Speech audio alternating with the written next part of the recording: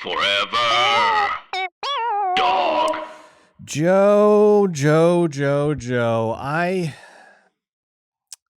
This is a little embarrassing, but I need to start off this episode with a bit of an apology, if that's okay. I've been waiting for this for over a decade, and I am smiling, and I am excited, and I am open to this, and I've been waiting, and here we go. Because usually well, this is not about you. Oh. Sorry. I thought, What? What do you think I have to apologize to you about? Oh. What do you... No. Is there some sort of debt of gratitude or something that you feel about, No, this is about fucking John Krasinski. Oh, yeah. No, yeah. I know. Oh, right. Okay, yeah. So in the past, we've given Krasinski a hard time on this show. Sure. Me in particular. Absolutely. But you are complicit in that. I sit there silently. I'll let you do all the dirty work. And... of course, this is John Krasinski, Jim from The Office. He directed A Quiet Place. If he was in the Benghazi movie, the Jack Ryan TV show. We know John Krasinski. 12 horses? What was that called? 12 soldiers? Benghazi, the 12. Yeah, no. Oh, that's a separate movie from the Benghazi movie. No, but yeah, he's in 12 Strong or something. Fuck, he's in so many military industrial Benghazi complex movies. Yeah.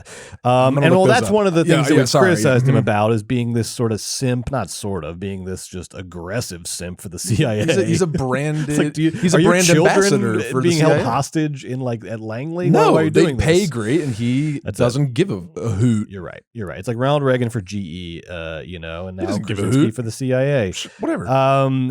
He also profited off of COVID when he sold that dumb quarantine live stream he was doing, Some Good News, to CBS Viacom for several $1 million, and then was never heard from again.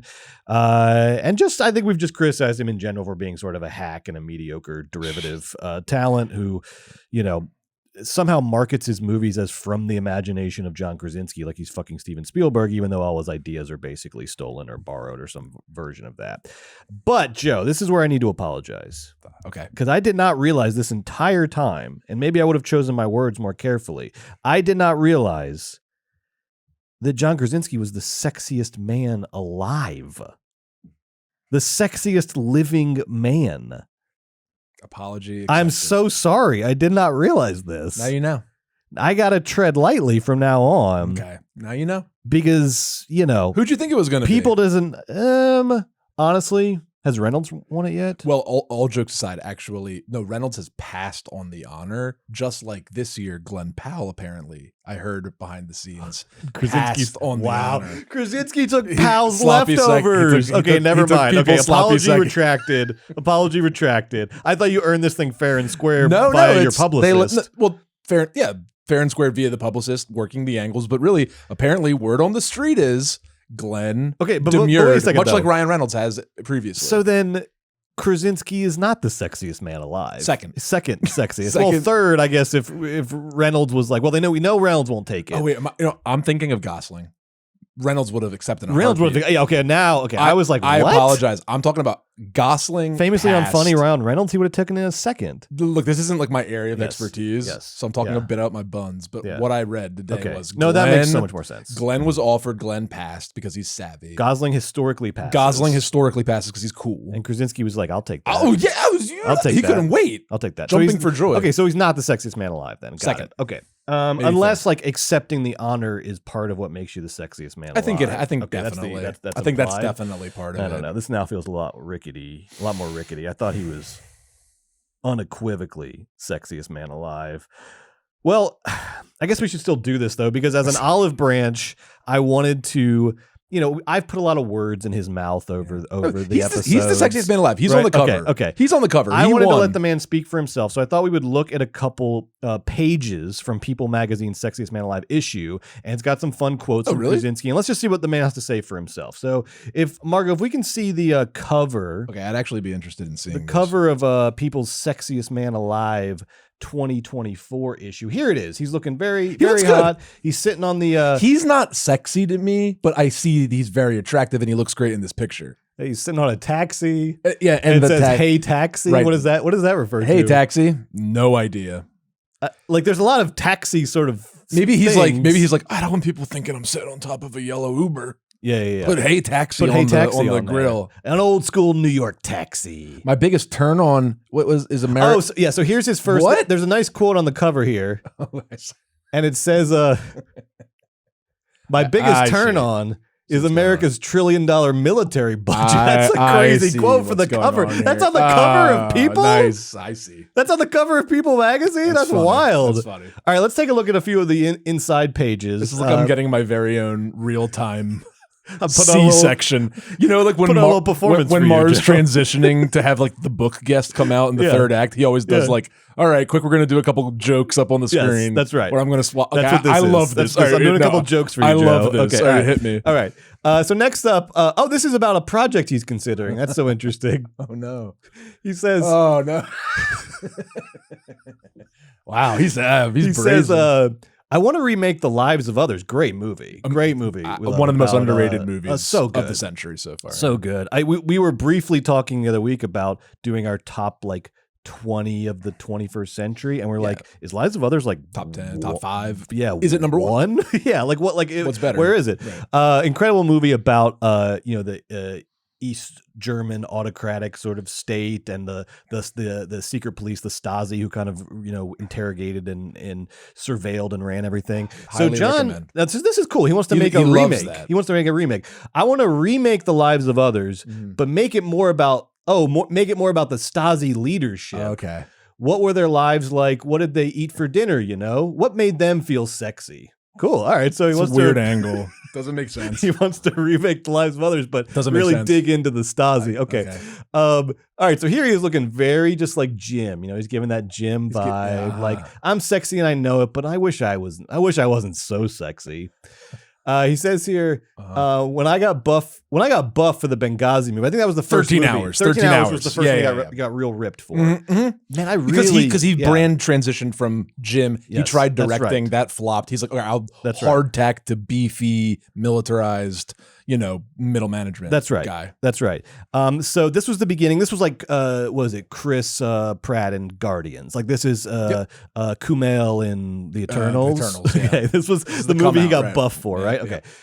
When I got buff for the Benghazi movie, something clicked during my workouts, and I was like, oh, right. Kill them all and let God sort them out. Duh. Come on, John. So he gets real intense during those workouts. I guess that's where the muscles came from. And here we go. Oh, this is okay. So he's addressing the famous "From the Imagination of John Krasinski" tagline that was put on If. That's right. And we don't know if that was marketing teams or what, but John loved it. John ate it up. loved it. Loved From it. the mind okay, of? It gobbled. So he got a little from the imagination of. It's even better. Right? So he got a little guff for it, so he's addressing it here. From the Imagination of John Krasinski is a little joke between me and Paramount. Okay, it's a joke. Okay. Is a little joke between me and Paramount, because if you saw what goes on inside my actual imagination, it would make you puke. What do you think it is? I don't know. Something I guess sexy, just I guess. like blood and warfare. Maybe it's like a sexy and like puke. ancient. Oh, you think it's okay? I don't know. I'm just trying to. I'm wondering. Okay. Oh, why this would it be mentioned in this interview? What's this one say? He's looking very like tough and real here. You think that's a person looking tough and real? To the podcast listeners, no person's ever looked less tough, and no person's ever looked less real than this awful I don't picture know. He of seems John he's trying. Krasinski. He's trying to give us fashion model. This is the worst of the whole shoot. All right, I've been let's cataloging them I as like we go along. I like the white tee on white background. A little sort of no, thank you. Little what is that? a little Houndstooth. fucking like New York minute, little- John. yeah, here he's we go. always in movement. Always in a rush. And he's got the Horrible. necklace, so he's like tough. Look at this terrible fucking 5 o'clock shadow asshole. It's pretty even. Stuffy, gruffy mother. He's got the hair going. Okay, so what does he have What's to he say say, here? though? He's talking about the movie If, his movie this year, Yeah, If, If. Imaginary Friend, his Yeah, little yeah, kids yeah, movie, yeah. whimsical kids movie. He says, If is a psyop. Jesus. Okay, he's just coming right out. Yeah, okay, he's just saying it. Okay. If is a psyop. I'm comfortable telling you that because it's too late to stop it. You can't stop what's coming. Okay, so So do you think he recorded this interview before the election and like is that what he's meant? like he's like a QAnon guy, like the storm is coming? Wow. Like you can't stop what's coming, kind of like the storm is Yeah, coming kind of energy. maybe. Maybe he just knew. Yeah. He just predicted red wave and was talking about that, or maybe it has nothing to do with politics and Yeah. something far more I'm terrified. ancient Yeah. or perhaps creature-esque is going to emerge. I don't know. It sounds like H.P. Lovecraft kind of some sort of Cthulhu demon is on the rise. The Cthulhu, yeah. It's interesting that he chose the Sexiest Man Alive issue to like sort of soft launch this new role as some sort of like sex sells, baby. Apocalypse prophet, like warlord or something that he's sort Rasputin of had a huge transitioning cock, into. That's right. It's like, he did have a huge cock. It's a tale as old as time. You can see it in one of those museums in Russia. Maybe the Hermitage has Rasputin's cock. I'm not sure. In formaldehyde. And just like we learned in Heretic, Krasinski's just a pale imitation 3 generations down from Rasputin, you know? He really is our generation's Rasputin. He's a hat on I was a hat never on a comfortable with that Elon Musk comparison, which I think is the last one we tried to pin on him. Hollywood's Krasinski's Elon Musk. Rasputin. He's Rasputin. No, he has darker intentions. Apparently. That's what we learned in the interview. Intentions. Well, I wish him the best. This week on Movies, baby, it's New Movie Palooza. Between the two of us this week, Joe and I watched, count 'em, Heretic, Emilia Perez, Juror number 2, and We Live in Time. We're going to tell you what we thought, whether they're worth your time. Plus, we've got box office updates, Joe's got his latest horror power rankings. I'm going to update my famous list of the top 10 Hugh Grant performances of all time. I cannot wait to do that. And that's just in the first half of the show, because in the second half of the show, we're doing our first Oscar power rankings, baby. We're going to kick it off today. We're going to do Best Picture and Director. We're going to take the temperature of the different trades, see what they're saying. We're going to come up with our own power rankings for Picture and Director. And then we're going to be tracking this over the coming months, weeks, etc., as we get closer to the Oscars. And we'll see the rise and fall and fortunes of these various movies. A lot of them haven't come out yet, so it's just based on sort of vibes and festival buzz and stuff like that. So we're going to come up with our power rankings. Next week, we'll do the performance categories, actor, actress, lead, supporting. That is all only on Patreon, patreon.com/moviesbaby with 5 Ys. Don't miss it. You can go over there and sign up for a 7-day free trial. That'll get you through tonight. Maybe depending on when you sign up, we'll get you through next week's episode as well. You can see how you like these power rankings, see where you want to go from there. I think you're going to love them. I think you're going to stick around. The real heads are over on Patreon. We hope to see you there. Joe, what do you say? You ready? Hit me. Margo, roll that theme song, please. There it is. Oh, yes.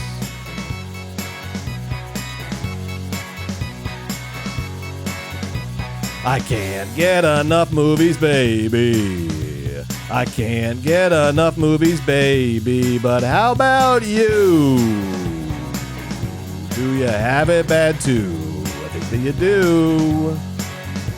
Whenever one ends, it's like the death of a friend. I get to wishing that there were 2 more reels. And then a voice cries out, "Move, baby, you're in my seat, and you don't want to mess with who the Philly movie freaks."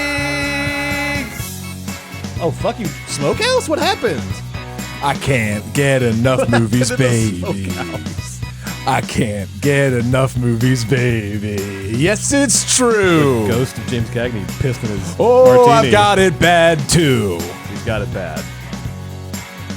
Every night of the year, like the moon, I appear at all the movie theaters all over town. Even that fucking cut to black. Lumiere roll credits. Whoa, baby, I'm lost in a fog. I need someone to talk to. Hi. Look, the Georgia movie dog. It's Brett, the Georgia movie dog. I can't get enough movies, baby. I can't get enough movies, baby. I can't get enough movies, baby. Yeah! Welcome to Movies, Baby, the weekly show where we break down the latest, hottest movie news, review the latest releases, shout out forgotten classics, and prophesy the future of our beloved Hollywood. I am Joe Cilio, a.k.a. the Philly Movie Freak, here as always with Brett Boehm, a.k.a. the Georgia Movie. That's right. Dog. Go Dogs! Tough loss, Joe. Last weekend to Lane Kiffin and Ole Miss. Tough loss. And it don't get any easier this weekend with Tennessee coming to town. I got 3 words for the College Football Playoff Selection Committee. Strength of schedule, baby. But we're not here to talk college football. We're here to talk movies. Margo, can you show me the money? Well, if it isn't last weekend's box office returns, meet the new boss, same as the old boss, because as we predicted, it wasn't hard to predict, Venom: The Last Dance topped the box office for the 3rd straight week. just cleaning up in this little election malaise interim we're in before we get to Wicked and Gladiator 2 and Moana doing 2. great internationally. Doing big incredible W internationally. for Sony. Venom picked up another 16 million this week domestic, raising its domestic total to 119 million. Add to that, like you said, a stellar 279 million internationally. That's Joe, crazy. Venom bro. is closing in on 400 million total and is currently one of the 10 biggest movies of the year. God bless. Under $100 million to make too. Yeah, and it all has to do with 80 million? timing because a soft opening combined with so-so reviews doesn't typically give you 3 weeks in a row at number one. But when you're the only tentpole in sight, I guess just gravity takes over and you kind of win the day. Hollywood traditionally leaves out those election weekends before and after. Okay, so note taken. Every studio, remember, next election, launch right before, release it before the right week, before 2 weekends before the election. Because guess what people You want get to do when 3 to they're 4 sad about the weeks. election is go see a fucking movie. Venom: The Last Dance would be perfect for that. That being said, still a down year for comic book movies because I doubt Venom, even though it's in the top 10 right now, I think it's at 9, closing in on 8. Unlikely that it ends the year in the top 10 with Wicked, Gladiator 2, Moana 2, Sonic 3 still set to come out. And so it's likely that we end this year with only one comic book movie in the top 10, Deadpool and Wolverine at number 2. Mm-hmm. I didn't get a chance before the show. Maybe I'll do it for a future show. I don't know the last time that happened, that we only had one comic book movie in the top 10 in this era of Marvel Great question. /DC dominance. It must have been a second. 20 years. It has to be have been a years? second. Yeah. I mean, maybe last year was the last year. Right. Also a down year. Good point. But you had Guardians of the Galaxy 3. You had some stuff going on last year. Actually, I'm just going to check really quickly. This is pulling up right now.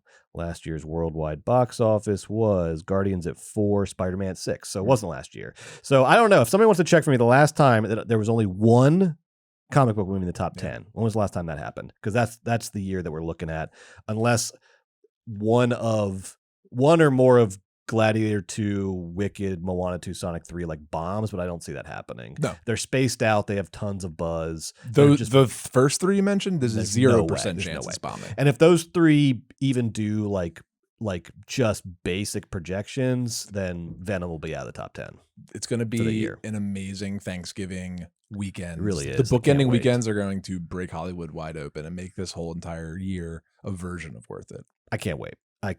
And we also had a couple new openers that did nice numbers. Heretic came in at 11 on an under $10 million budget. I think you're underselling it. I think that number is tremendous. Yeah, what more could you possibly want? Great Especially point. We see these really good performing horror movies coming in like 8, 10, 12 opening weekends, and there's Heretic, bang, 11. Like A24 has to be fucking thrilled. I agree. Yeah. I agree. And we'll give our review of Heretic shortly. And then you also had a movie that we are absolutely not going to see, the best Christmas pageant ever with the lovely Judy Greer and, Love Judy Greer. We'll god awful Pete Holmes doing his making Christianity safe for hipsters shtick or whatever he does. I don't get it, but I don't like it. I'm not watching this movie. Yeah, Pete Holmes is the dad in the best Christmas pageant ever. But Lionsgate. Finally, the tiniest bit of good news, because the best Christmas pageant ever did close to 11 million off a $10 million budget in its opening weekend. Cool. So there you go. You got to take the wins where you can this year, Lionsgate. Whatever. Best Christmas pageant ever, and the new Strangers movie is I guess the light at the end of the tunnel for Lionsgate. Next week we're probably almost inevitably looking at Red One taking over the top spot. That's the Santa Claus adventure movie with Dwayne "The Rock" Johnson and others, only because Venom 3 is dropping. There's just Red One right now is projected to do a 30 million opening weekend, which is a hard drop historically for Dwayne "The Rock" Johnson. He's used to much bigger openings, but it's been kind of a decline lately. I mean, going back, I looked, his last 5, kind of like movies that he was the lead in, Rampage 35, Skyscraper 25, Jumanji The Next Level 59, Jungle Cruise 35, Black Adam 67. That's when it goes really down. Yeah.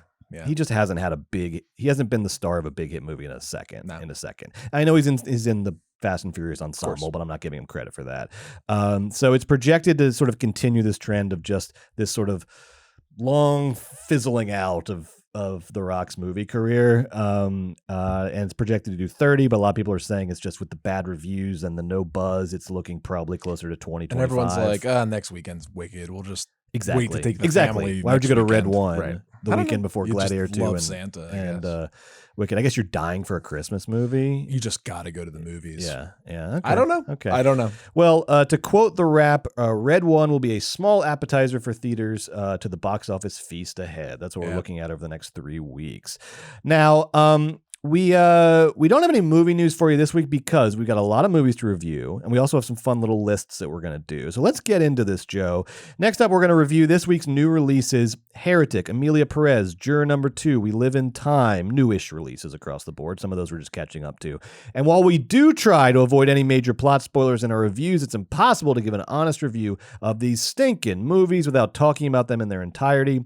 And so if we're reviewing a movie that you don't want spoiled in the least, not even a little bit, we recommend that you play it safe, put us on mute, rejoin us when we move on to the next movie. If you're watching, just keep an eye on the lower third. That'll tell you what we're reviewing.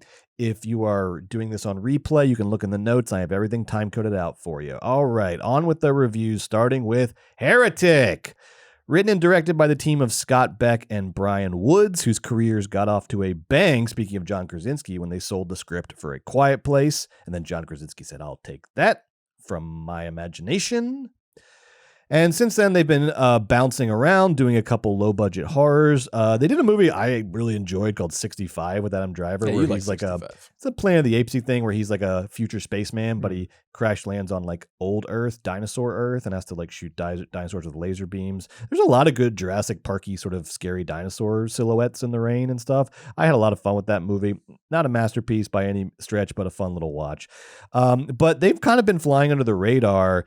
And this movie feels like them really staking their claim and maybe changing the course of their careers because, number one, it's an A24 release, right? One of the premier horror brands, and particularly sort of like prestige horror brands. And it's they got as the DP for this. I was like, why does this look so good?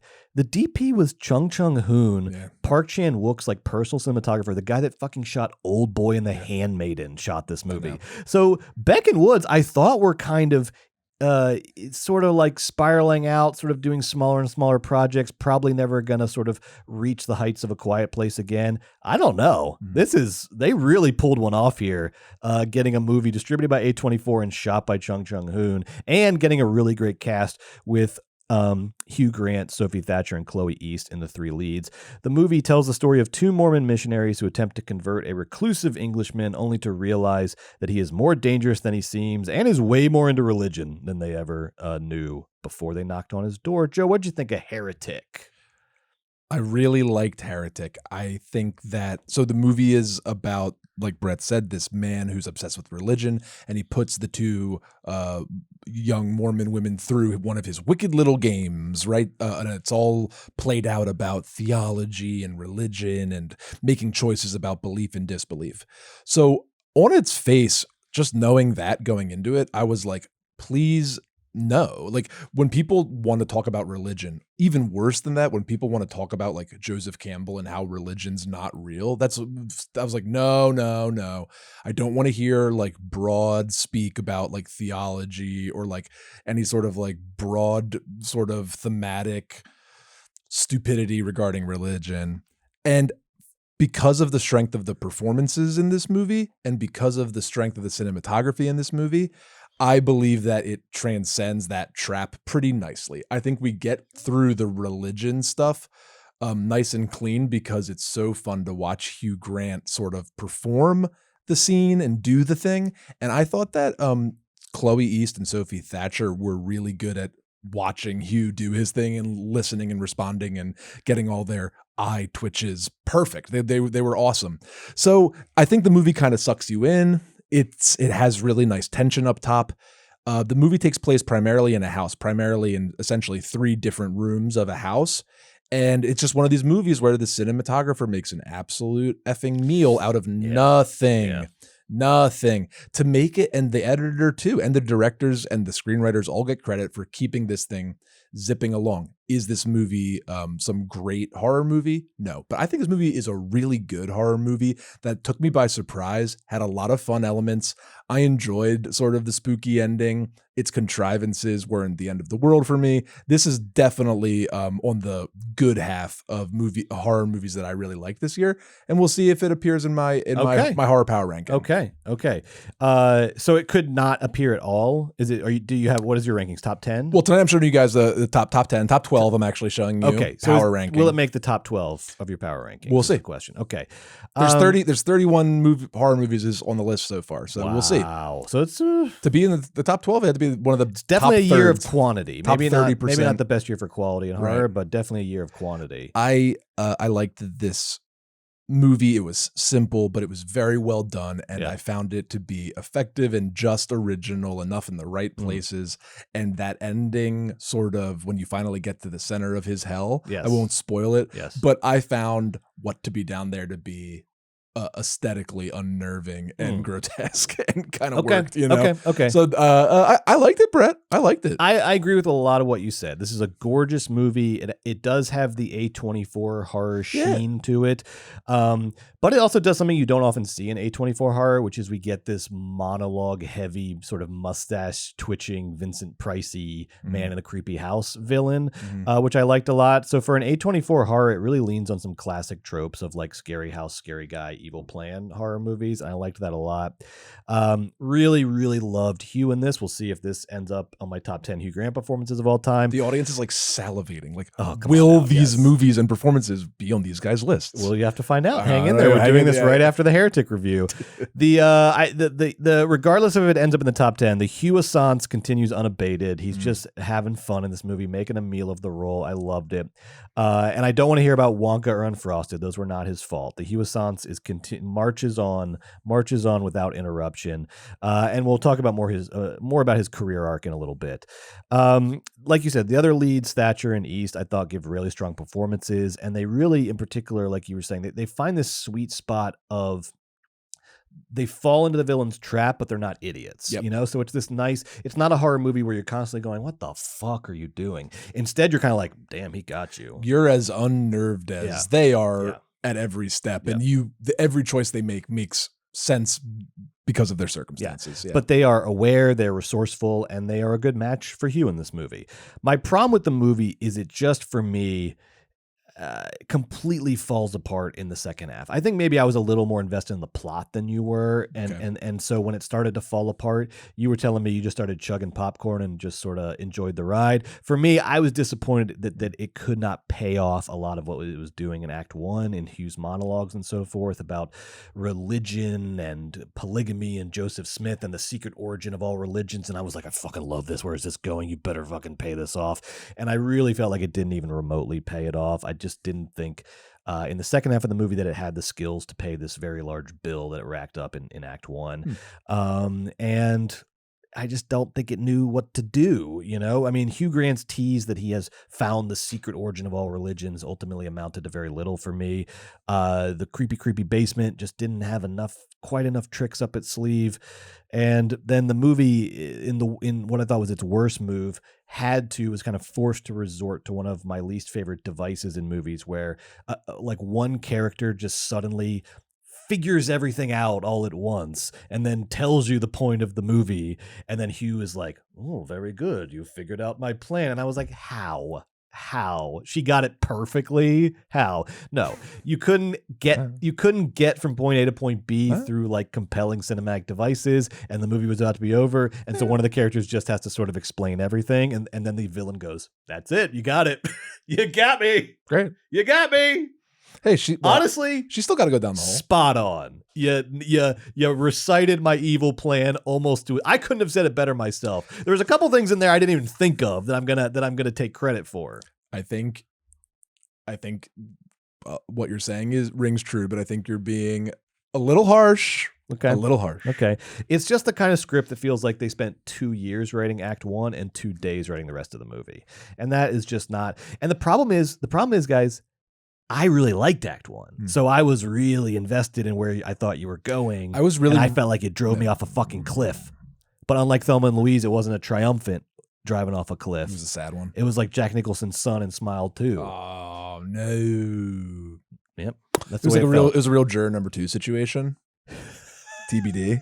We'll talk about Juror number 2. Here we talk about all these movies. This was one of my favorite, randomly one of my favorite movie weeks of the year. What a crazy roller coaster ride between these different movies. So look, I did not hate Heretic. I think it's worth seeing in theaters. I just didn't like it very much either. Don't tease me with creepy Hugh Grant has discovered the meaning of the universe and then give me nothing that even remotely pays off that premise. Not Hugh's fault. I was satisfied with the ending and thought that it sort of held up its end of the bargain with the seriousness with which the material was presented to us, which was, fun. Okay, fair enough.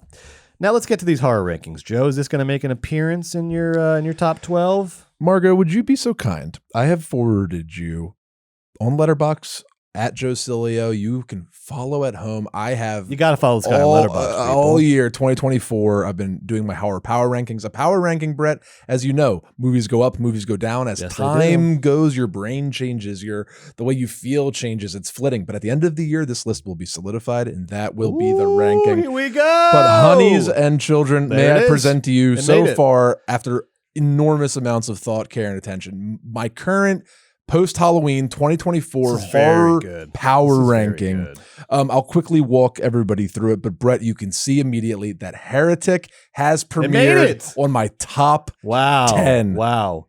I was charmed by Heretic. Yeah. I found it to be. I love Hugh Grant like anybody loves Hugh Grant, but I don't love Hugh Grant like you love Hugh Grant.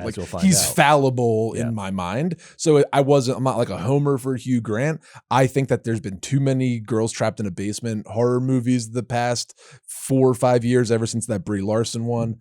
Room. You think Room gave us Barbarian? I guarantee it. Room gave us Barbarian, gave us fucking, what was this called? Heretic. And it also, and The Black Phone. All of that. Because there was in the news, there was some guy that had some woman in his basement that inspired all this. And Room is to thank. Enjoy it now while you can, Heretic, because Nosferatu's coming. You're not ending the year in the top 10. Well, look, it's also in death throes with 11 and 12. Coming. Strange Darling and Stop Motion. They're all battling for 10. But Strange Darling over Heretic over Strange Darling is controversial. It is. But I can see the argument based on what you've said about Heretic. So folks listening, I have Strange Darling at 11, Heretic at 10. Strange Darling has one of my favorite performances of the year in it, but it makes a lot of radically stupid choices. And the Heretic, performance is so good you almost don't notice, but that's right. You're right. But Heretic just is gives me a fun performance, and also is I'm not going to also be annoying while I'm giving you a great performance like Strange Darling does. At 9, I have Eczema, which is an excellent international film about ghosts that has a great twist that really is just energetic. Showed up on your mid-year awards. It showed up in your mid-year awards. Well, yes, it did. At 8, I have Oddity. Now, I've heard this is great. This movie's amazing. I've heard this is great. Now it these are all great movies from Oddity up. I think Eczema is pretty great, but I think Oddity up. These are great movies. That's top tier. People love Oddity. I talk to other horror people that really know what the hell they're talking about. They have that 2, 3, 4. I think Oddity is excellent. It has my favorite bad guy of the year, the object that is bad in Oddity. I won't ruin it because it's truly fresh and scary and brilliant. So big ups to 8 Oddity. 7, I have The Substance. You guys can hate all you want. I think this baby is going to grow over time. I think it was energetic. I think, and this is going to feel personal, it's not at all directed to Brett or anybody I know. I just think in general that when movies are about beauty and women, they get a lot of attention online, which immediately kind of makes everybody annoyed because how annoying the internet is. And I just feel like Substance had a lot of discourse, and discourse is grating because discourse is just uncomfortable and people are stupid and it's hard to get through it. But I think when I put all that aside, I personally just think The Substance is as fresh and energetic as any sort of horror movie was this year. And it has wonderful performances, some big swings, and some great direction. It's kind of it's just vulgar in fun ways. I like the film. I'm going to rewatch it, and I would not be surprised if my low opinion of it changes because it's just a movie that I'm okay, now I know what the game is. I thought it was a movie that wanted to say something, based on the themes and the topic of the movie. It's really not. It's a movie that wants to have so much fun with body horror. It it's like I'm going to use every fucking dime of this budget to have so much fun with body horror because, you know, as though it's like the last body horror movie ever. I know. And the genre is getting like retired. Yeah. So I'm going to rewatch it with that in mind. I think I might like it better. I think it's such a such a gag, and I think it's funny. 6, I love this. 6, I have Trap. You know, controversial. I have M. Night Shyamalan's Trap 6, and I tried to put it below some of these other ones, but here's the facts. That is a good time at the movies, period. Like, Trap is the best. Yep. Trap is my favorite. That was a good time at the movies movie almost of the year. Like, Trap is a movie I want to throw on again. It's really watchable. It's not, you know, it's not brilliant. It makes you smile and it makes you laugh. It keeps you hooked. It kept me hooked. I love the performances. I love the tone. It feels so different. It's a totally different texture. And I just feel like it's kind of like a minor, like micro masterpiece by Shyamalan. I agree with you here, because here's the thing with Trap and Terrifier 3 that I love about movies is that we can intellectualize movies. That's fun. We can talk about cinematic devices. We can talk about camera work, lighting, performance. We talk about all that stuff. At the end of the day, the thing that you can never argue with, if you're being honest, is the experience you had watching the movie. That's the first and foremost thing that matters. And I think you're right. I had a lot of fun watching Trap. Just came out of Trap, smiling, smiled at my friends, at all of us looking at each other like, LOL, what a blast. Yes, that's it. Fucking love Trap. That's it. Love Trap. That's why it gets 6. 5. Now we're in our top 5 here. And these guys are going into the end of the year really strong. At 5, I have Damien Leone's Terrifier 3, which we've talked about at length on this podcast. Gore, chutzpah, icons, and money. The Christmas and the money. The money, Christmas. Money. The Christmas thing movie. just was such a good choice for the franchise. Money. Amazing. This is good. Yeah. At 4, this is going to be this is really the surprise for me of the list. I have Cuckoo at 4. Yeah. Like, more than Long Legs, more than The Substance, more than Strange Darling. And you're talking about the sort of hot indie horrors of the year. The hot indie horrors that feature like a young up and coming actor or actress that's like going places. For whatever reason, despite Dan Stevens, like he's really good in it. Even he's good in it, which is crazy. Cuckoo felt just the most original to me. I liked living in that world. It felt just the oddest. You know, Cuckoo ends. Maybe perhaps you might have liked Heretic ending. I wonder. Okay. All right. I still haven't seen Cuckoo. And really? I can't wait. Okay. No, Cuckoo and Oddity are like next up. For me. Definitely check them out. It's definitely on my rewatch, but Cuckoo just has some staying power. I was in a pretty deep conversation with some horror folks that were doing Oddity. Like Oddity was their Cuckoo, but Cuckoo's my Cuckoo. Okay, fair enough. That's my 4. 3. The Great Smile 2. Top 3. 3, Smile 2. Smile 2, Smile 2, Smile 2. Both Smile movies are fucking amazing. They're amazing. And go back and listen to our review of Smile 2. We loved it. Number 2, we have the famous Japanese NFT Chime. Oof. You saw Chime. No, I love Chime. Kurosawa's Chime. Yes.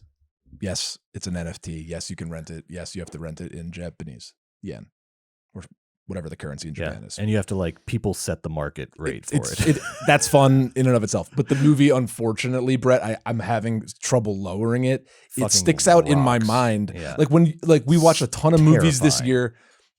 When you can think of more than 5 images from a movie 6 months after you watched it. Yeah. That's really good. And I can remember quite a few images and moments from Chime that really affected me. Is there a scarier movie on here for you than Chime? In terms of dread. Smile 2 takes the cake Smile for 2 jump has scares and stuff. But in terms of dread, Smile fear, 2 has the jump scares, a James Wan-esque, brilliant jump scare discipline.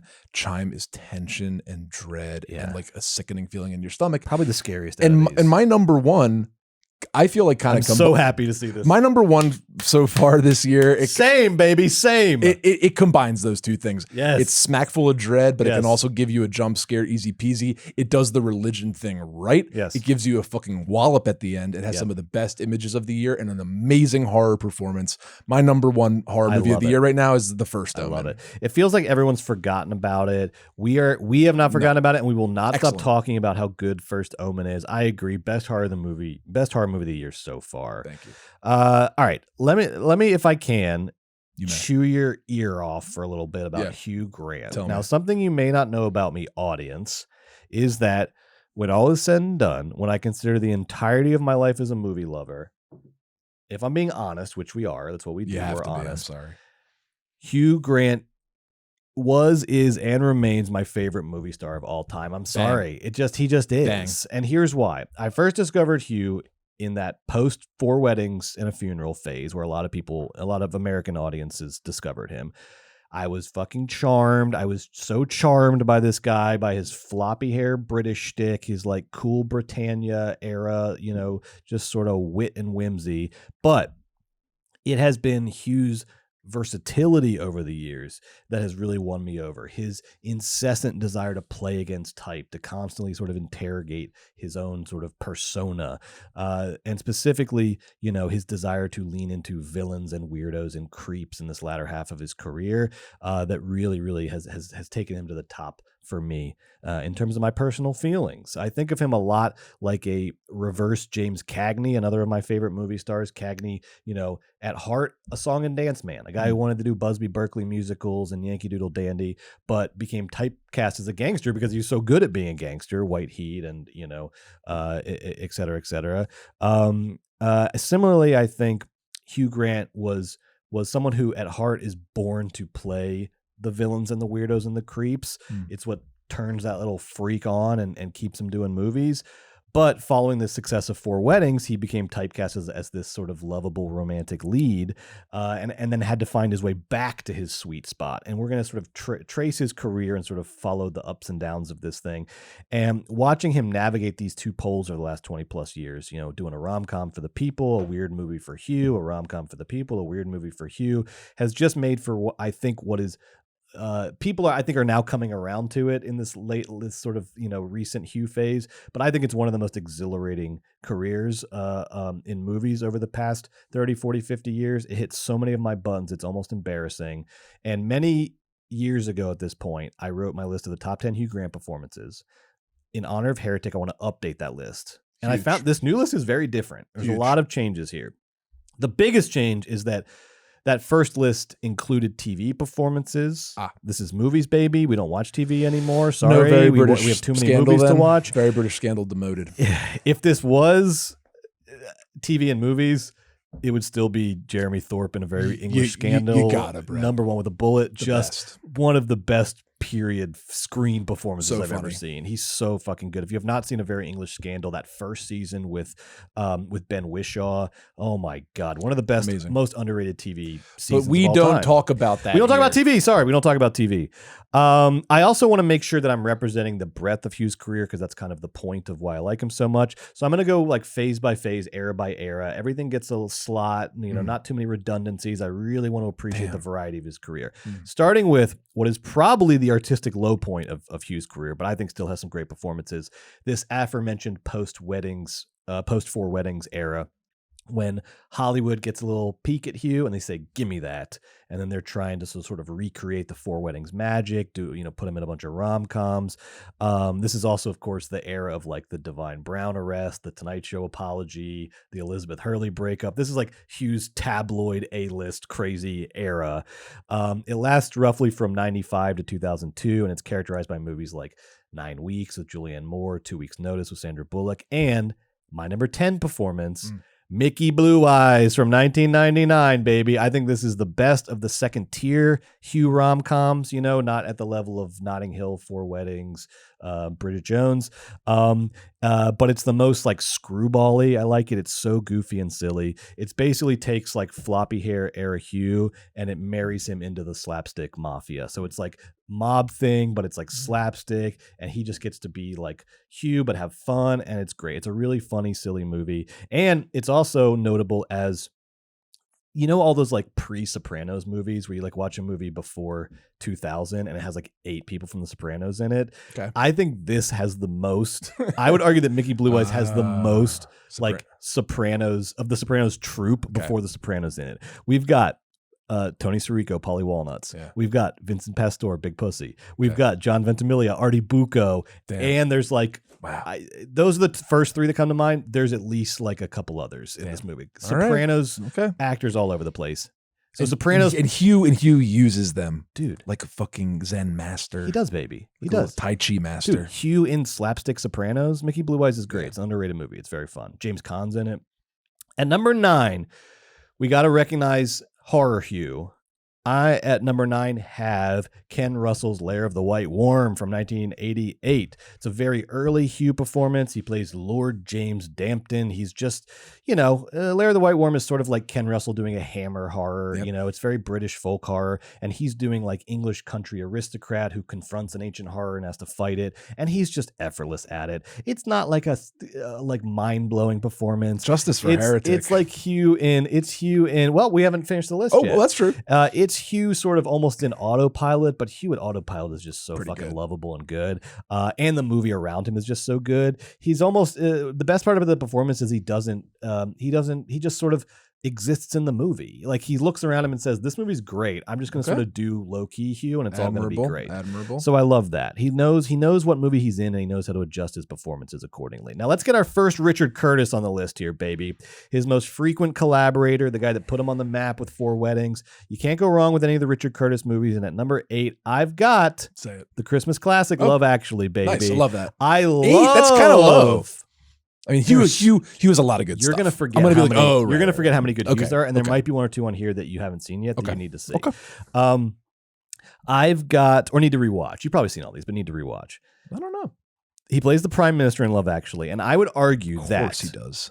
even more than Bill Nye, even more than Emma Thompson, even more than that freaking Walking Dead guy who has the creepy signs outside of Keira Knightley's apartment. Yes. I think Hugh Grant is the tone setter of Love Actually. I think he is the heart of the movie. I think he is Rickman 6 feet under, and you're going to do this? Even Rickman. Look, everybody's great. I think Hugh sets the tone for everybody else and is the sort of the centerpiece of the movie. He's the compass of the movie. He's like sweet and horny and goofy, and that's the movie. And he like nails that vibe. Without him, what are we doing here? He's at the center of all the Venn diagrams in Love Actually. He's the heart of it. And he's keeping alive the dream of 90s cool Britannia that he started 10 years prior for just like one last shining moment in 2000 and post 9/11, which is referenced in the opening lines of the movie.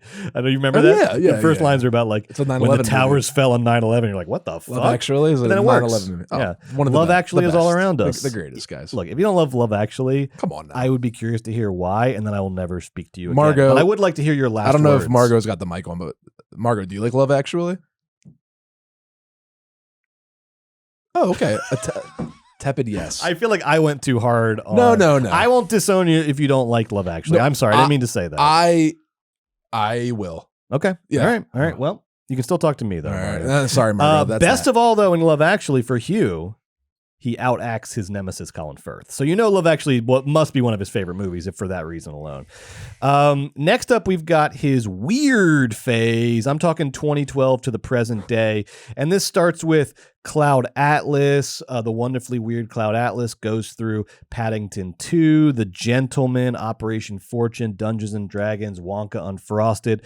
I love a lot of these performances. Cloud Atlas is just so fucking big and crazy. You get Hugh as like this cannibal king. But the thing about his performance in Cloud Atlas is I think the screenshots of him as the Cannibal King are ultimately a little more interesting than the performance itself. And that's nothing against him. He just, if you watch the movie, he doesn't get a lot to do, or he doesn't get as much to do as you would think from those screenshots where he just looks wild and crazy.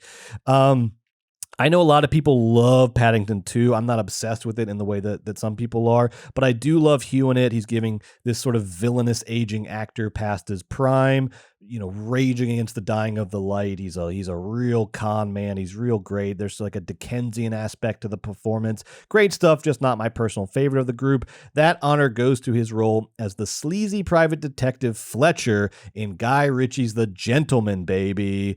In The Gentleman, he only exists in the frame narrative timeline of the movie. He's kind of the narrator of the movie, but he's such a perfect narrator, and he's mastered this just sort of like, I mean, I don't know my London dialects that well, but it feels sort of Cockney. It feels sort of East End, and he's just this sleazy little PI, and he's so fucking good, and he leans into it. And when a performance has teeth, when a performance has some edge, Hugh loves that, baby. Hugh loves that. So I got The Gentleman at number 7. At number 6, Joe, the second and final horror movie on this list. I'm talking Heretic. Wow, 6. I love him in Heretic. I love him. Damn.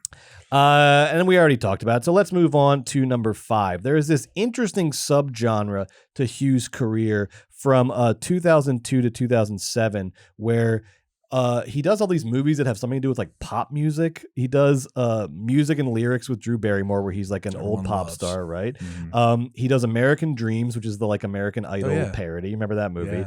Yeah. And I think most famously at my number 5 spot, he plays the nepo baby of a famous pop star in About a Boy, baby. I love About a Boy. I do think it doesn't give the best performance in the movie. I think Toni Collette probably would get that. But I love what he's doing in About a Boy because he's finding something in between. He's finding a rom-com persona that is in between the like super lovable Notting Hill character and the super sleazy Bridget Jones character. Here you get something more, very, maybe one of his most realistic, relatable performances. Just a sort of selfish guy living off his dad's money who is capable of like changing and caring about people, and watching just a very sort of his like a leisurely moral arc in About a Boy is and he's the perfect person I think to do that performance. I like About a Boy quite a bit. This is a movie that did not show up on my last top 10. It didn't. And now it's at 5. Controversially so. Now it's at 5. I'm glad to hear it. I listened to the people and I rewatched and I said, you're right. I appreciate that. At number 4, let's get into the period movies, baby. Let's get into the period pieces. I've got 2 of them on this list, starting with, at number 4, Sense and Sensibility, Ang Lee's excellent adaptation of the Jane Austen novel. He plays Edward C. Ferrars. He is like so soft and sweet in this movie. It is just like wild to watch this in comparison to his like darker roles. He's perfect. He's heartbreaking. He and Emma Thompson are just duking it out to see who can do Longing better. I think Emma wins by a nose, but tough competition. Hugh still nails it and comes in at 4. At number 3, the best of the Richard Curtis performances.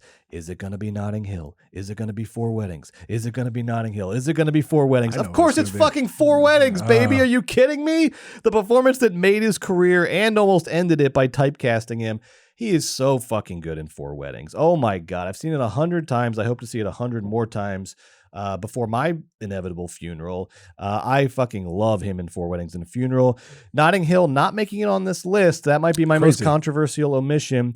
I think the reason is it's a performance that feels a little redundant with his 4 Weddings performance. I didn't think the list could fit both of them.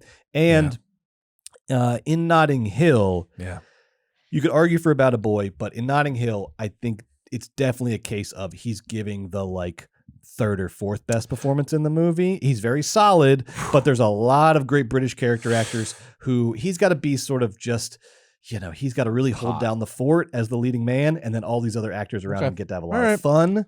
So I think that does steal a little shine, where 4 Weddings, even though he is the rom-com lead, he's a weird rom-com lead in 4 Weddings. I think less conventional of a lead than in Notting Hill. And he gets to do a little character acting in 4 Weddings, where he doesn't get to do as much of that in Notting Hill. So that gets my number 3 spot. And number 2, the last period piece on the list, Joe, and this is with all due respect to great performances in Morris, the Merchant Ivory movie Morris. Restoration, a weird movie with Robert Downey Jr. about everyone's favorite historical period, the Restoration, like 17th century. Dude, it's a Miramax movie. It fucking is insane. I love it. Hugh is like this character out of like the Draftsman's Contract, that Peter Greenaway movie, but like dumber and sillier. It's amazing. Florence Foster Jenkins, An Awfully Big Adventure, Impromptu, where he plays Frederick Chopin, another movie I really like. Those are all great, but it's got to be one of my favorite movies of all time, and he is a very underrated part of this movie. Another Merchant Ivory movie, The Remains of the Day from 1993. I love this movie, one of my all-time favorites, and he plays a small but vital role as this sort of like, at first, this sort of like weak, virginal, aristocratic scion that Anthony Hopkins has to like give the birds and the bees talk to, and neither one knows what to do, and it's really funny and awkward in the garden. But then he's the one who sort of first sort of latches on to what's actually going on in this big aristocratic mansion out in the English countryside, which is that a certain faction of British aristocrats are essentially selling their soul to the Nazis in this aristocratic house. And he's the one that finds out about it and is trying to do something about it, and is now trying to get Anthony Hopkins to sort of grow a conscience and do something about it. I gotta rewatch. You gotta rewatch. I don't remember Anthony Hopkins in it at all. You mean Hugh Grant? No, I don't remember Anthony Hopkins in it. In Remains of the Day? I don't remember. I don't remember the movie. I'm drawing blanks. I mean, Anthony Hopkins is the star of the movie. I really don't remember this. I don't know if I've ever seen this movie. Joe, feel like I don't think I have.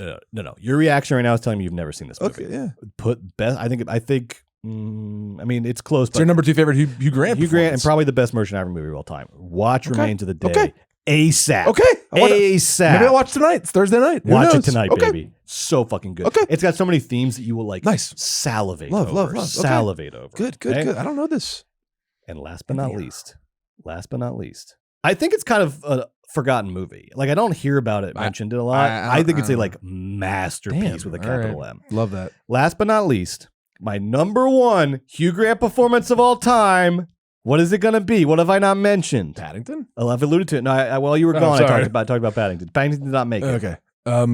Bridget Jones? Yes, baby. Daniel Cleaver and Bridget Jones. This is like he dropped a bomb on the rom-com with Daniel Cleaver and Bridget Jones' Diary. This is the equivalent of when Henry Fonda played the bad guy in Once Upon a Time in the West. This is Hugh turning an entire genre on its head by being so goddamn perfect as scumbag boss Daniel Cleaver, and he unlocked an entirely new chapter to his career. That moment early in the movie where they play Aretha Franklin's Respect and the elevator doors open and Daniel Cleaver just does the slightest little smug grin and struts out in slow motion like he's the fucking king of the world and he's so fucking sexy and sleazy. And you're like, what is happening?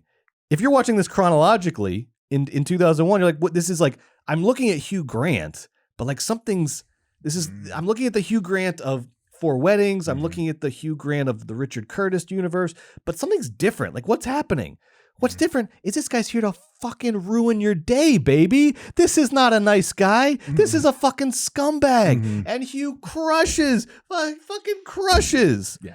I think Bridget Jones' Diary is a massively underrated movie, massively like important movie in the history of the rom-com. So good. We're getting a new one. I don't know if you saw. We're getting a new one. Mad About the Girl. Yeah. I cannot wait. I fucking love this franchise. And Hugh Grant as Daniel Cleaver is my number 1. I love that. Bro. My number 1 Hugh Grant performance of all time. I would be mad if it wasn't. Yeah, movie performance. Right, because with all due respect, we all know about a very British scandal. Great list. Thank you very much. Thanks for updating it because I couldn't sleep at night with your old list. This is much better. It is a better list. It is a better list. Yeah, it has About a Boy on it for goodness sake. How do you have Hugh Grant and not have About a Boy? But now you do, so there's no problem. Because I am the world's biggest Hugh Grant stan, so I know all the little nooks and crannies. I know all the little corners, baby. I'm so excited. Like Heretic made both our lists. In like a month, will it be on either of our lists? Hard to say. Yours? Hard to say. Yes, maybe. Mine? Maybe. I just really liked how it's what Hugh does best, where he like weaponizes his own shtick. So he's like, I love how in Heretic he's giving you old school mumbly, sort of bashful British Hugh Grant, but it's a strategy to like fuck you and lock you in the basement. Right, I like that a lot. Yeah. All right. Me too. We got 3 movies left to talk about here. Wow. Why don't we actually? All right, let me do my Emilia Perez review real quick. Is that fine? All right, here we go. Written and directed by Jacques Audiard, the French auteur responsible for A Prophet, The Beat That My Heart Skipped. Typically does these sort of artsy, unconventional French crime movies, you could say. And this movie is mostly Spanish language. Takes place in Mexico, not in France or in a French speaking country, and it's based on a opera libretto that Audiard wrote. It stars Zoe Saldana, Carlos Sofia Gascon, Selena Gomez, heard of her. Edgar Ramirez is in here, and it's about a feared cartel leader. Think El Chapo kind of character. Who is as the movie starts out is like a pre-op transgender woman who is trying to figure out, how do I escape this life of crime and drugs in order to become who I really am, and that process is facilitated by Zoe Saldana as this lawyer, and then Selena Gomez is the wife of the cartel leader, who is sort of lied to and told that the cartel leader has died. Meanwhile, the cartel leader is going off to Switzerland to transition. And the cartel leader also has kids that also think that their who they knew as their father died. But then in this incredible twist. It essentially in the second half of the movie does like the Mrs. Doubtfire plot in the middle of this incredible sort of wild musical that I'm going to talk about. But essentially the cartel leader comes back in their life as like this mysterious aunt, and then like that way like reconnects with Selena Gomez and the kids. And then there's still cartel stuff going on, and it's wild. Let's see. Its original songs were contributed by oops, sorry, I don't have that name here. Something Camille. Oh, just Camille. Just one name. Okay. So original songs contributed by Camille Dalmay. There it is. Camille Dalmay, who goes by the mononym Camille. And then the original score was provided by Clement Ducol. The choreographic sections of the film are designed by Damien Jalette. And I shout them out because this is a fucking musical with a capital M. I actually think it's probably closer to an opera than a musical, not just because it was based on a libretto, but because it just has like music in its like bones. You know, it's not just like big show-stopping numbers. It is like little like rhythms and sort of syncopations will come in and just be like under a line of dialogue and then go out, and like dialogues like won't break into full song, but they will break into this sort of like rhythmic singing back and forth. There's like a scene where like the like sicarios are all loading their guns, and it like slowly turns into this like rhythmic sort of dance of like loading the guns. So it feels much more like a ballet or an opera in the way that it employs music. I think it's just as a movie, it's easier to classify it as a musical. You know, that's the genre that we would think of, but it really feels closer in type to sort of opera or ballet. It's very expressionistic in the way that it uses music. It's not just, you know, sort of like Wicked or something, just like, you know, you're just waiting for Defying Gravity. It's like there's music in sort of every sort of inch of it to some extent. Wicked fans gonna come get you for that. Come and get me, baby. I love both, but I think I love Emilia Perez a little bit more because this movie, distributed by Netflix, is getting tons of Oscar buzz right now. Yeah. And the question on everybody's tongues now that it's out on Netflix is it deserved? This is the big, I feel like out of all the Oscar buzz movies, this is the big, like, is it overhyped or is it the real deal movie? Because it's taking such stylistic risks and it's so unconventional. And in my humble opinion, Joe, you bet your fucking ass the hype is deserved. Emilia Perez fucking rocks. My review of Emilia Perez, go watch Emilia Perez. There's so little that I can sort of say to adequately prepare you for this movie. There's also very little I can do to convince you that it's good if you don't think it's good. The great thing about this movie is it is going to be divisive, and that might hurt its award season opportunities. We'll talk about that in the second half of the show on Patreon, but it's going to have its super fans. It's going to have its detractors who say it's messy. I found this movie to be exhilarating, bold, and actually not messy at all. I thought there was, like I was saying about the music, I thought there was so much precision to this movie, to the music, to the dance sequences. I thought it was a great combination of filmmaking mastery with this like wild, uncontainable creative spirit. And unlike Joker 2, which we watched earlier this month, this movie, to say it again, wants to be a musical. It fucking wants to be a musical. It needs to be a musical. It can't like help being a musical. The music just sort of bubbles out of it. It's incredible the way it happens. And it's a movie that I wonder if a lot of the negative reviews were people who established that a negative feeling about the movie in the first 20 minutes or so, and then just sort of like we're sort of checked out. Because I will say the first 15, 20 minutes of the movie, there's a lot of like work done to like establish the sort of rules of the movie, establish the dynamic of the movie. A lot of the real fun and the big gut punches and the really exciting musical numbers are coming in the second half of the movie. And that's not to say that it, like the first half didn't work. It's just a movie that has to kind of like establish some things in order to do what it wants to do. And so there's just a little more sort of like tedium maybe to the first 15 to 20 minutes. There's like one musical number that is kind of iffy. But man, when it starts to dig in, it digs in hard and does not let up, and it has some, like, for a movie that's very heavy on style, it has real emotion to it. There's a couple real just sort of big emotional numbers. And so you're getting the best of both worlds. Like, yeah, with all these sort of avant-garde uses of music, but also some just big fucking arias in there. Sounds really good. It's great. The three leads are fantastic. They all deserve awards consideration, but Zoe Saldana is the standout for me. I think, you know, she's been doing a lot of action movies throughout her career. I mean, Guardians of the Galaxy is a big example, but a lot of other sort of sleeker, smaller action movies. I really feel like that action movie training came in really handy here because she is so like physically amazing in this movie, and particularly in the dance sequences. The way she does some of these dance sequences, she's like transcending the choreography. You know, when you see a dancer that is so locked in, they are just like, they're not just doing the moves, they're like expressing the moves. They're like they've figured out the choreography so much. She's it's a real instinctive. dancer. She's so fucking good in this. That's amazing, man. Yes, she's amazing. But the other two leads performances are great as well. I fucking loved Emilia Perez. Go watch it this weekend on Netflix. I wouldn't be surprised to see it in the Best Picture conversation for the rest of, between now and the Oscars. I also wouldn't be surprised to see it in my top 10 at the end of the year. We'll see. Whoa. All right, Joe, let's talk about Juror number 2, a movie we've talked about a lot. This weird sort of fake rollout, Warner Brothers trying to bury it, then being ashamed, or being shamed into not fully burying it, giving a little bit of a theatrical release, a little FYC campaign. Co-produced and directed by Clint Eastwood, written by Jonathan Abrams, stars Nicholas Hoult, Toni Collette, J.K. Simmons, Kiefer Sutherland. We got Cedric Yarborough in here. We got Chris Messina in here. The DP was Yves Belanger. It was distributed by Warner Brothers, sort of. Joe, what'd you think of Juror number 2? Okay, first of all, I heard out of Warner Brothers, this is what they said. They said, Clint, this was always made for Max, and Clint said, okay.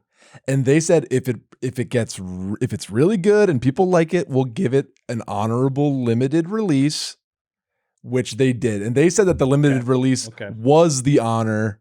It wasn't the slight. Wow. That's what they said. What world is that true in? I don't know. This is fucking Clint Eastwood. I don't know. What I think of the movie. Yes. Okay. Not that good, right? Go. Okay. All right. So the movie. Clint's 94. This movie has Nicholas Hoult having a difficult moral dilemma. I'm joking. I think this movie is good, but I don't think this movie is great. I think this movie is going to be, it has people are interested in it because two things. A, there's a dearth of adult geared movies in the multiplexes. And then two is it's Eastwood's last movie. If Eastwood makes another movie, I don't think we have to worry about Juror number 2 forever. I think Juror number 2 is just like, I think what it shows is Clint's, there's the political angle of the movie.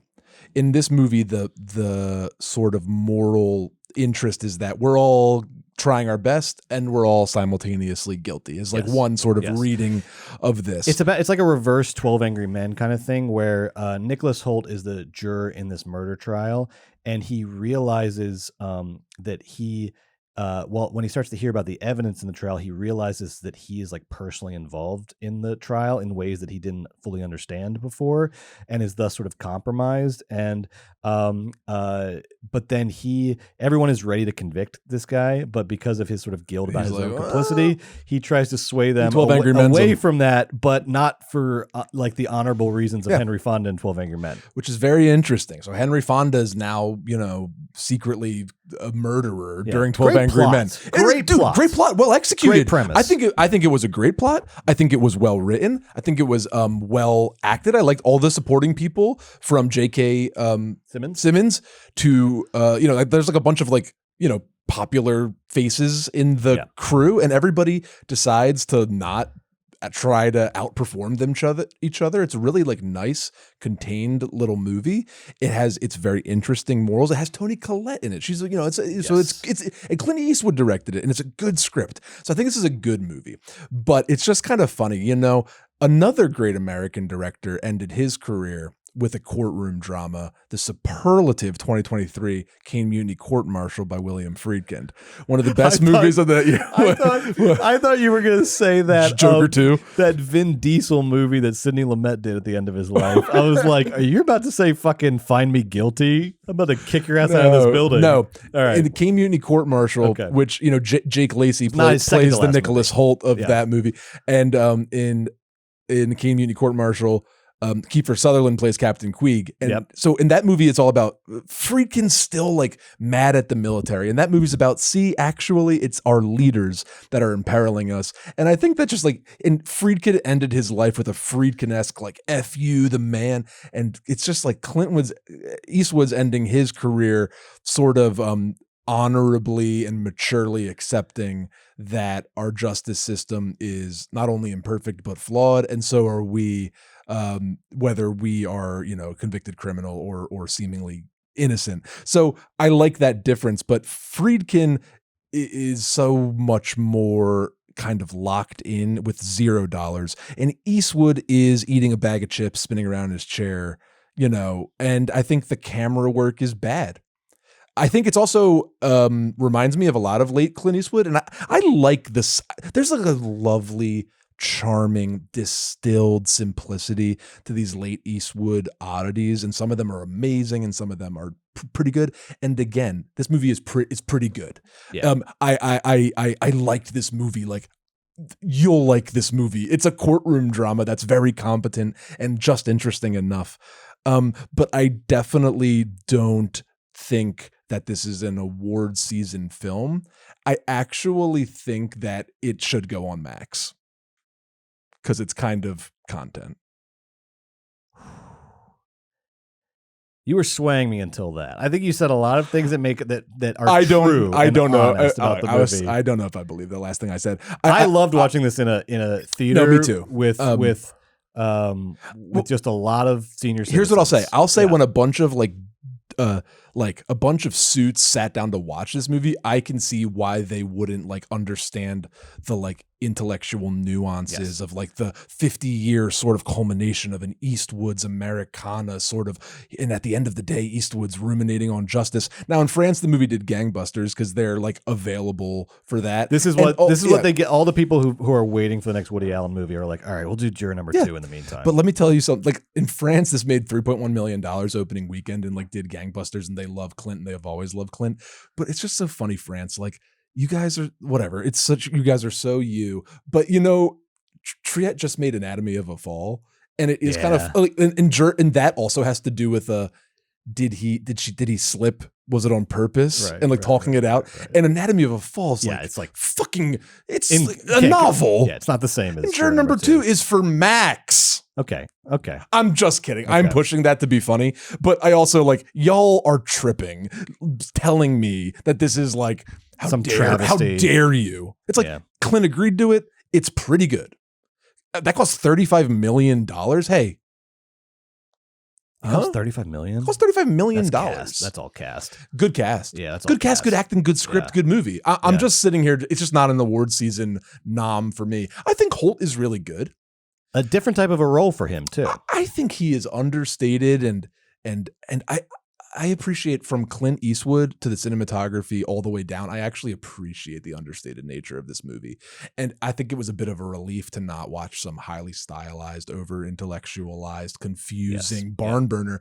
And it's so nice to watch these old guys just distill these movies down to their parts. And at the end of their lives, Friedkin and Eastwood are just they're shooting plays, baby. They're shooting plays, baby. I agree. I love that. I agree with a lot of what you said. I think where I liked the movie a little bit more is just that I was starved for this type of movie, patient movie about a complex moral dilemma. Because you hear this phrase thrown around a lot. Oh, finally a movie for adults. Oh, a movie for adults. So many times that phrase gets thrown out and I'm like, this isn't for adults. This is for fucking coked up, aimless people in their 20s. What do you mean for adults? This is a thoughtful, good movie for adults. Yeah. I'm with you. It is. And I realize what makes a movie for adults is complex moral dilemmas that don't resolve themselves easily by the end of the movie and that linger long after the movie. And I think you get a really good one in this movie. I think you get, a protagonist whose actions collectively amount to high villainy, but who is kind of just a normal guy who's mostly good. But because of this one extreme situation he sort of falls into and keeps making what I would say are immoral decisions over and over and over again. But you see why he makes them. It's one of those. It's a smart movie, well written, and it feels good going down. because of the different, this sort of like he's trapped in between this sort of family he's trying to sort of grow. His wife is pregnant, and this past he's trying to get beyond. He was like an alcoholic, multiple DUIs, and this like a horrible thing that sort of accidentally happened that he's involved in. It's the movie that you kind of are watching as like you're like, I don't know what I would do differently. Right. It's such a hard situation. Everybody with no winning choice. It's like, I don't know what I would do differently. Just like you have to sit there and be honest with yourself. Like, honey, you're not turning yourself in and going to jail for your whole entire life. Right. Like maybe eventually at the end of the movie you might do that, but like for the whole runtime, you're not turning yourself in because of all these. The movie does a good job setting up these specifics of why he wouldn't do. But that means someone else is gonna go to jail. Yeah, and that's ripe. And the movie is really good. Yeah, it's just not a masterpiece. And we are also not. I will say we are. I mean, A, we gave you the disclaimer. B, what we're talking about is basically the premise of the movie that's established very early on. And there's a lot of twists and turns and a very interesting open-ended ending that I liked a lot. 15 minutes in, the inciting incident. This is the premise. The inciting incident is you learn this man is stuck in this thicker than he thought. Yes, exactly. Okay. So I would say watch Juror number 2, either in theaters or when it comes out on Max. Definitely worth a watch. A very interesting moral dilemma courtroom drama that I liked a lot. It's good. Let's talk about We Live in Time, Joe. Yeah, wait. I watched this. You didn't. This is a movie. Brett's had like a devilish, Grinch-esque sort of like grin. You know that part when the Grinch has the good idea and like his lips curl around and he's all he thought like Hugh Grant in Heretic. That's what you giving me the Grinch face. I'm giving you the Grinch face because, first of all, We Live in Time is a romantic comedy drama. It's directed by John Crowley from a screenplay by Nick Payne. The DP was Stuart Bentley. It's distributed by Studio Canal. And it follows the relationship between Andrew Garfield and Florence Pugh over the course of a decade. He is like a accountant at Weetabix. And I love this movie, like assumes that American audiences like have a real like reference point for Weetabix. It's like a corny snack item, right? I didn't know what you were talking he's about. Like, it's like a Triscuits. Got it. So he's like he's like an accountant for Triscuits. He has a funny little office job. She is this like award-winning James Beard level chef. Okay. Cool. And it follows their relationship over the course of a decade. It's non-linear. You're constantly bouncing forth between the past and the present. Oh, Joe. Now we've been joking, and there's a very sad thing that happens with Florence Pugh, which you can guess from the trailer. She gets ovarian cancer. We've been joking about We Live in Time for a minute now. Yeah. But it's also the kind of joking. It's like the way you joke about something that you're scared of. That's right. In order to like defang it so it can't like kill you in your when sleep. we watched the trailer, we looked at each other like, we're going to cry. We're going to cry. We're going to cry more than we've ever cried. This movie's going to eviscerate us. That's what I expected. And you're a big crier. I'm a big crier. You love a rom-com. Yes. So we sent you as our like man on the street to go in there. Were there. See what happened. How was it? Joe, the verdict is We Live in Time eviscerated me with a capital fucking E.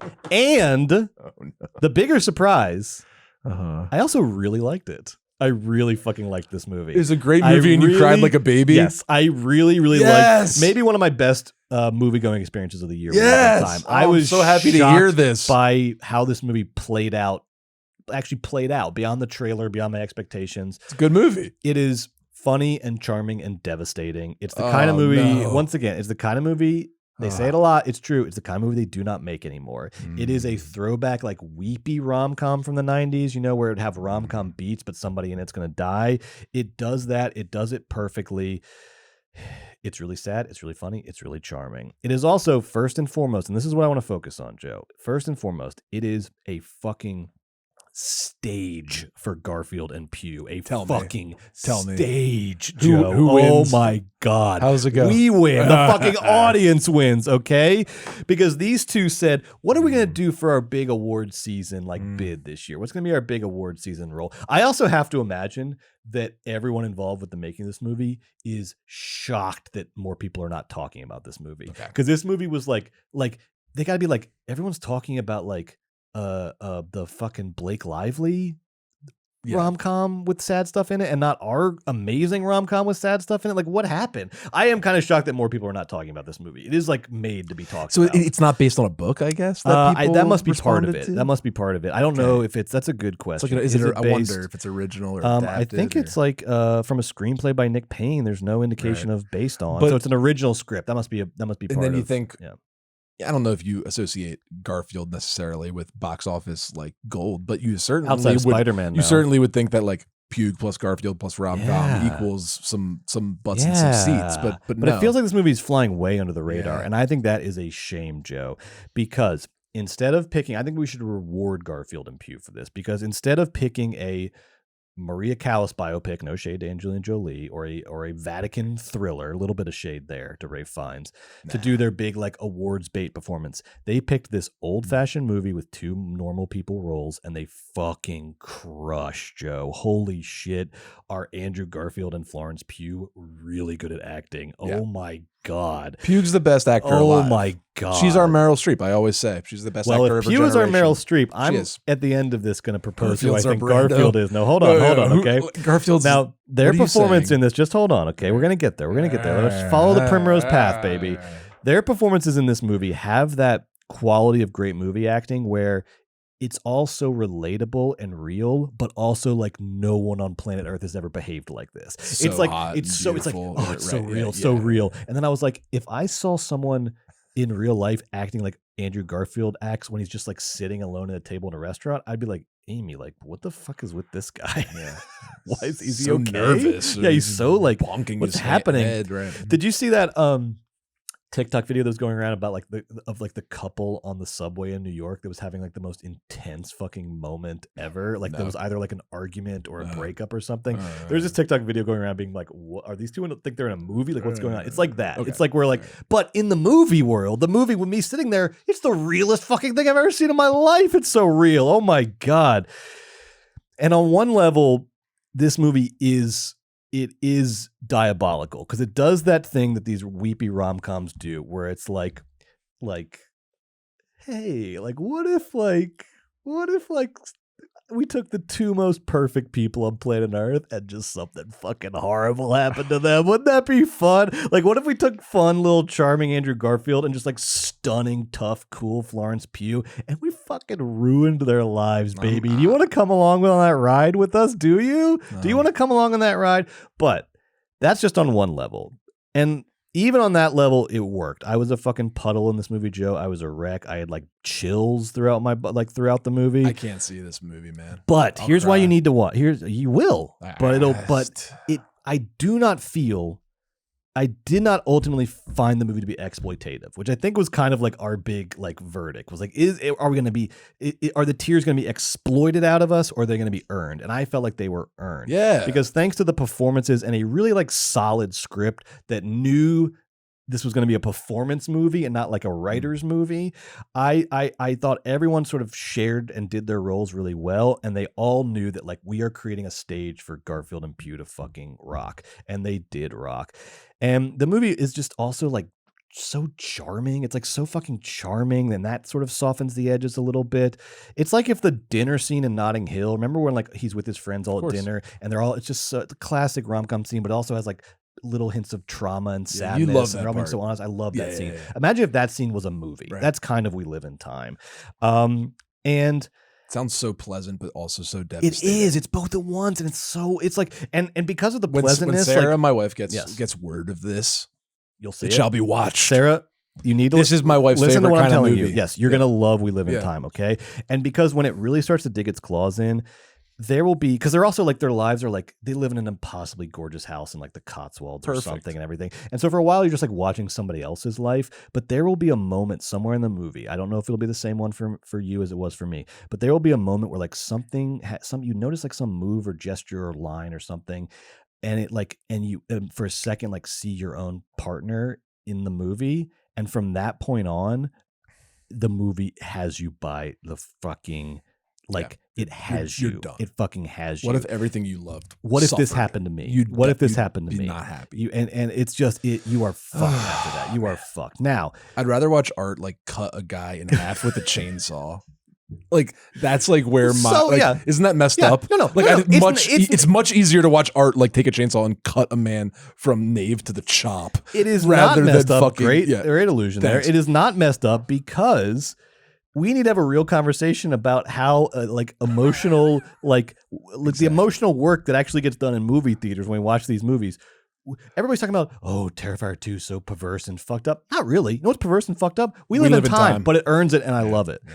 One last word now on Andrew Garfield. Who is this guy? What does he do? Because I was sitting there desperately looking for a life raft so I didn't drown in my own tears. Yeah. And I was like, all right, let me get to the bottom of Andrew Garfield. Pew I basically get because she's Best just so actor good. For generation. Garfield, you're watching him and he does so much. Yeah, I know. But 90% of it is good. Is the right choice. So you kind of let him do so much because like Garfield. You want to play the odds with him and be like, I love it. Keep doing everything, baby. Keep doing 800 movements with your eyebrows and eyes and mouth. I know, and this and that and hands through hair and everything. Honestly, keep doing it because most of it works all the time. Now, the whole movie, I was like, what is Andrew Garfield? Who is this person? What are his analogs? Who is he to this generation? I like that Florence Pugh is our new Meryl Streep. And I think that Andrew Garfield is he's not this, but he's so close to it. And I just Anthony Perkins. I just wonder if we could turn a couple knobs and get him there. If we can tweak this a little bit and tweak this. I think Andrew Garfield could be his generation's Tom Hanks. I think he could be Hanks. And here is why. Now, he needs to be slightly less theater kid and he needs to be a little broader and he has to actually be funny. Those are kind of the hurdles right now, but here's what he does that is so underrated in Hank's career, I think, and I think is a very underrated thing and a very hard thing to do, is Garfield leans in with his entire fucking body and being to being sincere and good, which is fucking scary. Right. We don't talk enough how look, I love Hugh. Yeah. Hugh was fuck sincere and good. It's too hard and I don't like the work. I'm going to go be creepy and eccentric and weird. Yes. It is a hard thing to nail genuinely good-hearted characters, and that's what this character is. This is he is playing the best fucking boyfriend that has ever existed, and as a reward for being the best boyfriend that's ever existed, the love of his life dies of cancer in front of him. Oh, Brett, but I can't. Man. He is so fucking in it. He is so committed to it, sad. And he says, "You're gonna go on this journey, and guess what, baby? Guess what? What? I'm not gonna lose it." I'm going to go through this tragedy and I'm going to retain some of this light. Some of the light is going to make it through to the other side. And Andrew Garfield says, I swear by the sheer power of my charm, I'm going to retain some of the light on the other side of this tragedy. And look, I know the corny trope of the female suffering movie. But guess what? It's Florence fucking Pugh. So this isn't a female suffering movie. She crushes, okay? It's a movie about two people confronting death together, and it's honestly kind of fucking amazing. I highly recommend that you go see it. I highly recommend that you see this movie. That's a really nice review. I'm going to cry. I hate it. I can't. I will, but I can't. You have to see it. I love Pugh. I like your Garfield take. I think that's actually really interesting. He has a long road to walk and there are some hurdles to be jumped, but I see what you're driving at. Yes. It's definitely a thinker. I think it's a good take.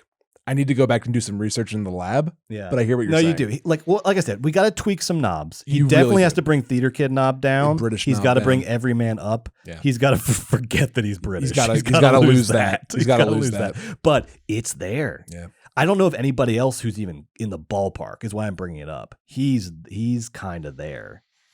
I got to think about it. Tweak a couple knobs, baby. Be our Tom Hanks.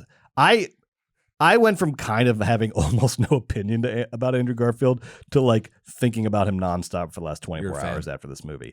I'm invested. Were other theater goers crying as well? It was AMC Burbank 6, so it was all teenagers making out and me like weeping into my fucking junior mints. Damn, that's awesome. Yeah, it was cool. It was surreal. Great.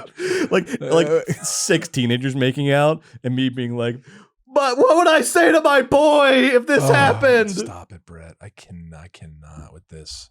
No more movies. It's too good. It's too beautiful. It was a lot. It's too, You're making me. It was a lot. You're about to cry based on me talking about it. I am. Oh.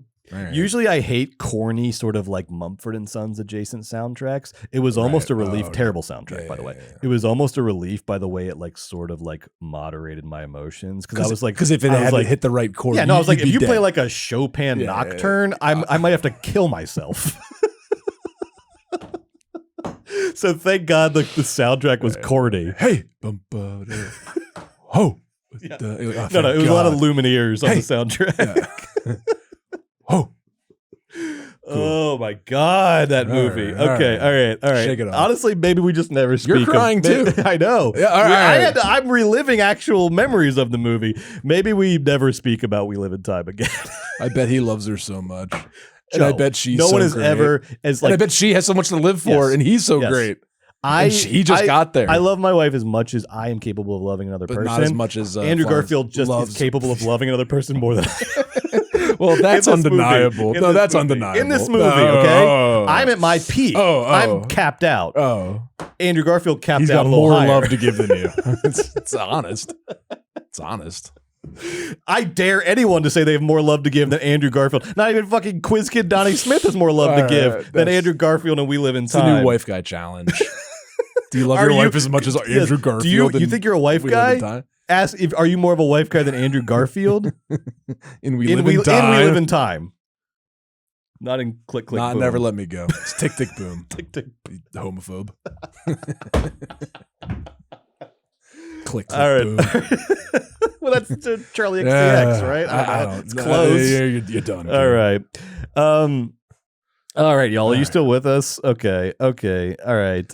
Really quick. Our intrepid chat here did look up that comic book movie question. Oh, yeah. And it looks like if we take 2020 out of the equation, obviously, it looks like 2015 was the last time that there was only one comic book movie in the top 10 at the end of the year box office. It was the second Avengers movie. So it's been a decade. Wow. A decade. Cool. And I think it's going to happen again this year. All right. That wraps it up for Movies Baby this week, but don't go anywhere. Head on over to the Patreon if you're not there already. Patreon.com/moviesbaby, because you're not going to want to miss this, baby. This is some good shit we're about to get into. Oh, it's time. It is award season, baby, and we're going to do our first Oscar Power Rankings. What we've done is I have painstakingly, Joe, for our enjoyment, I've gone through several of the trades, several of the awards tracker websites, and I've done a composite of all of their rankings. So we're going to look at what is essentially the composite right now power rankings out there in the ether. Exciting. And we're going to sort of hot take it back and forth, and we're going to come up with our own current power rankings. And this is fun because this has nothing to do with whether we like these movies, has nothing to do with our personal opinion. A lot of them, this is just us reading the tea leaves, reading the vibes, trying to figure out where the mood of the country is at. Hollywood owes her. Yes, right. Exactly. That kind of stuff. Yeah. So are we going to get a career award for Ridley Scott? These kind of questions. So we'll go through all these old dynamics tonight. We're doing Best Picture, Best Director. We'll come up with our power rankings. Where are we currently at? Who's rising? Who's falling? We'll see who's just outside of the circle, who's at the top, and then next week we'll do the performance categories. I cannot wait to do this. Don't go anywhere. Please join us on the Patreon for that. Patreon.com/moviesbaby with 5 Ys. We'll see you there in 10 minutes. Bye. Bye. Oh, next week. Sorry, next week. Next week we are doing fucking Red One. Red One. Joe, we got to talk about this incredible new Guy Madden movie, Rumors. There it is. Oh my God, it's Bang. so wacky and amazing. And then we're going to do, like I said, our Oscar Power Rankings for performances. I jumped the gun a little bit, but now we're ready to say bye. Are you ready? Bye.